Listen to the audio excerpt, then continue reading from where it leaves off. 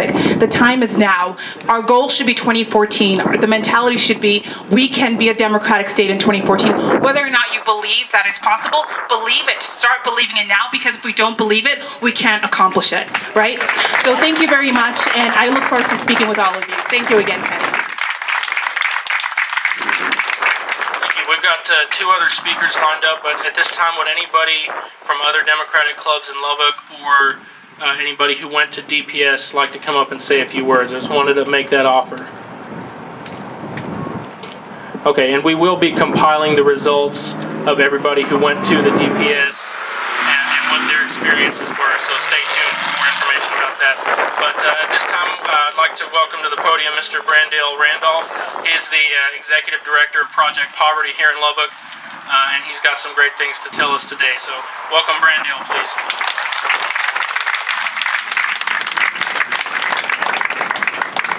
How you doing? Thank you all for inviting me, and I am very honored to be here to speak with you. I welcome this opportunity. Since the Voter Rights Act of 1965 was gutted a few weeks ago, a lot has gone on here in America.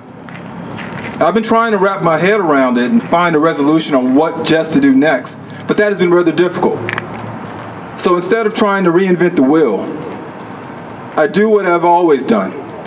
I go back and I reread what my heroes have written, what they said, and most importantly, what they have done. So I went back and reread the very books and articles and speeches that gave me my initial marching orders, that gave me my passion to speak for the poor. The first came from Jesus. In this parable in Matthew, he said, "Truly I tell you, whatever you did for one of the least of these brothers of mine, you did for me." The second came from Reverend Dr. Martin Luther King Jr. He said, "He who passively accepts evil is as much involved in it as he who helps perpetrate it. He who accepts evil without protesting against it is really cooperating with it." Another hero, Cesar Chavez. He said, "We cannot seek achievement for ourselves and forget about progress and prosperity for our community. Our ambitions must be broad enough to include the aspirations and needs of others, for their sakes and for our own." And the final hero of mine, one I've just adopted in the last year or so, is former Governor Ann Richards.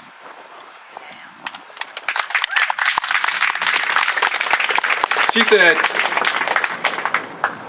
"We're living in a whole new social and economic order with a whole new set of problems and challenges. Old assumptions and old programs don't work in this new society. And the more we try to stretch them and make them fit, the more we'll be seen as wandering away from what is reality." These were my marching orders. Studying this is why I picked up the mantle and decided to form an organization called Project Poverty. And I've known this, but I was thinking about what was going on in the voter rights initiative, and I felt like I was missing something, and it bothered me. So I couldn't think of what it was. I tried to write my speech and go to bed, but during the dream I heard a simple name, Barbara. I woke up and said, "Barbara who?" But then it hit me, Barbara Jordan. Yes. Barbara Jordan is also one of my heroes, but not just because she was the first African American to serve in the Texas State Senate after Reconstruction, or the first African American woman from a southern state ever elected to the United States Congress. I love Barbara Jordan because at a time when America needed most, she became the voice for all Americans. Her passion can be summed up in a simple quote. What the people want is very simple. They want America to be as good as its promise. But that is not the quote that ignites me here today. In her exact quote, and I'm glad Kenny read the preamble, she said, "Earlier today we heard the beginning of the preamble of the Constitution of the United States, we the people.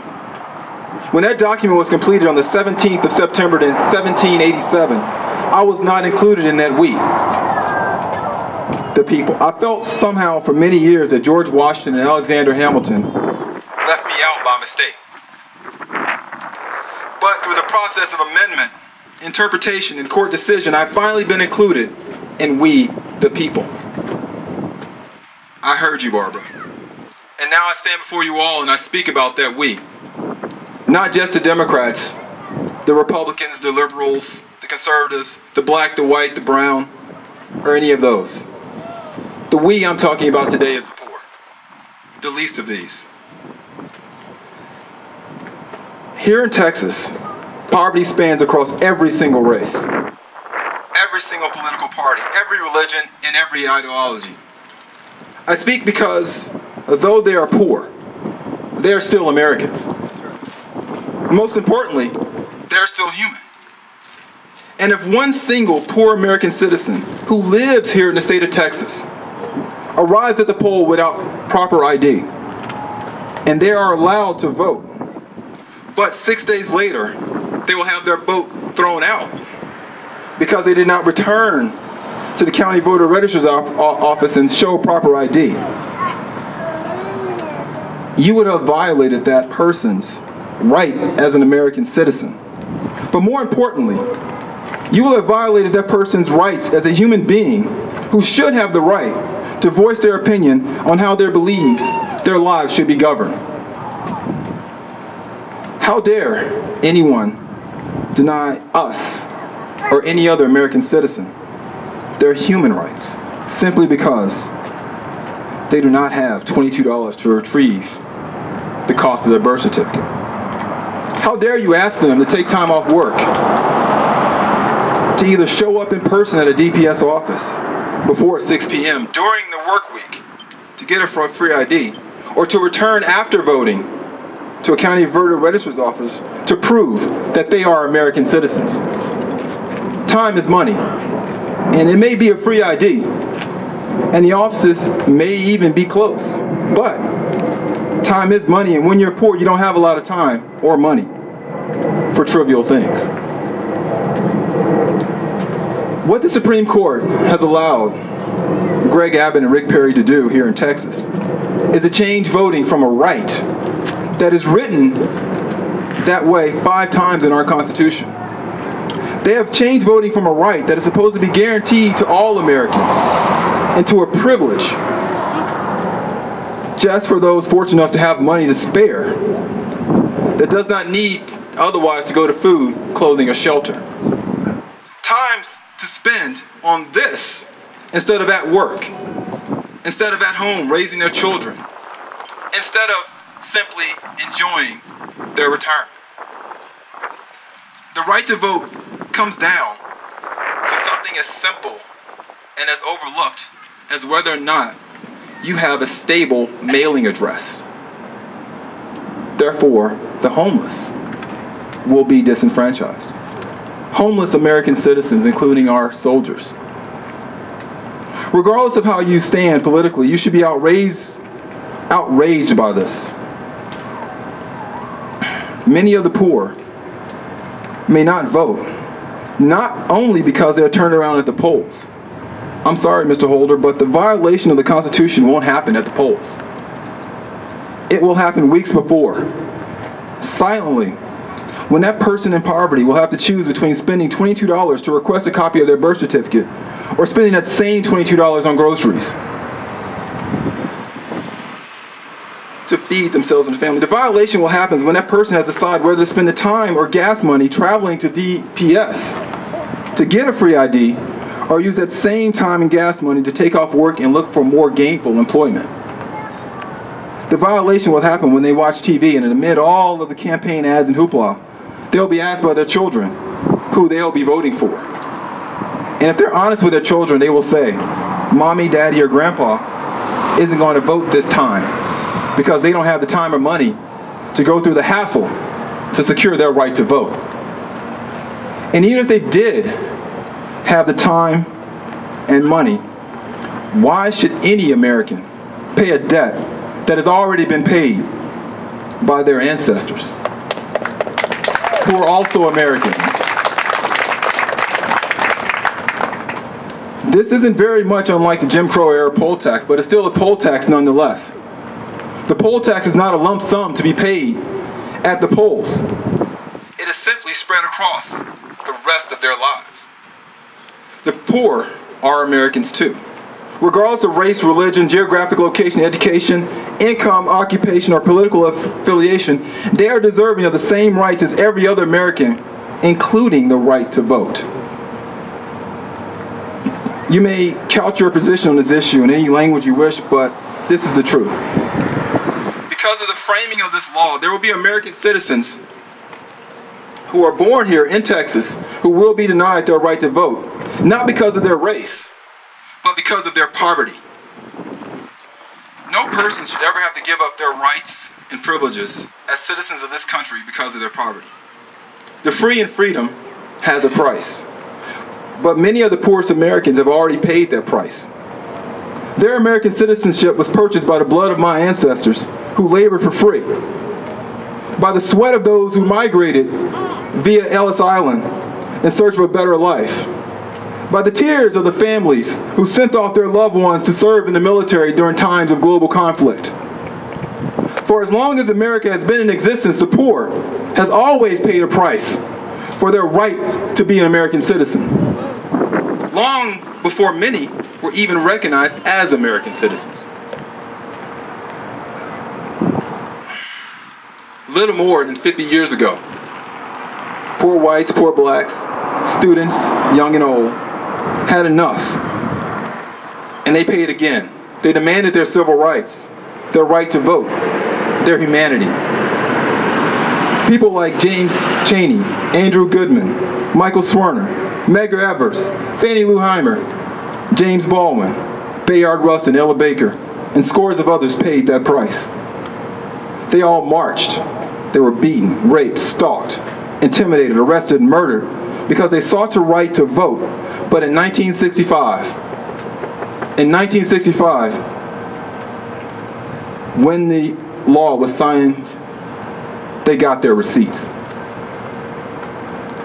And they gave those receipts to us. I refuse to allow any law to tear that receipt up, out of fear of a non-existent voter fraud and out of fear that non-citizens may vote. They paid their price already, and they're asking the poor to pay that price again. No. Nor shall we or any other American should ever have to pay a price for already exercised rights, purchased rights. My speaking at this event today is my way of saying simply this: I will gladly pay that price again, so that none of my children, none of your children, and even the children of those who support this law will ever have to pay that price again.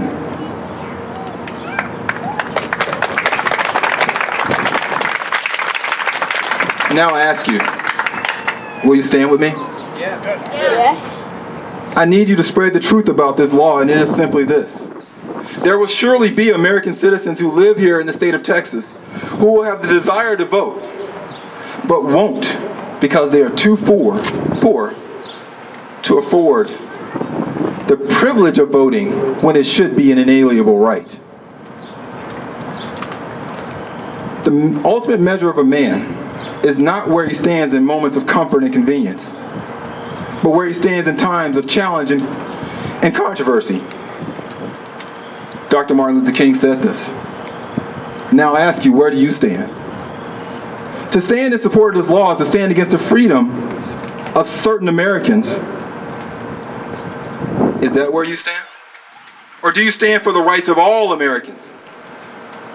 This law is unjust to the poor, and it is my duty as an American citizen who stands on the shoulders of the great Americans who so deeply believed in the promise of America that they fought and many of them died for it.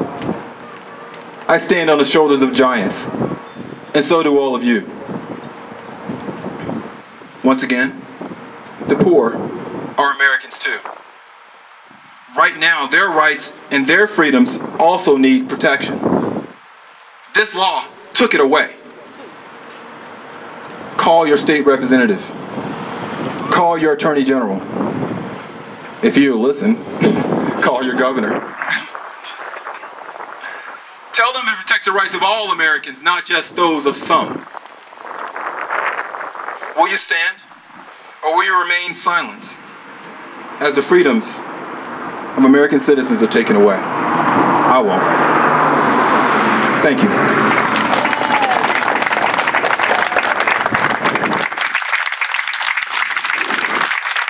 Thank you, Brandon. Appreciate it. This time, I'd like to introduce Neil Marchbanks. He's a candidate for Texas 19th Congressional District, and he would like to say a few words to you today. Neil?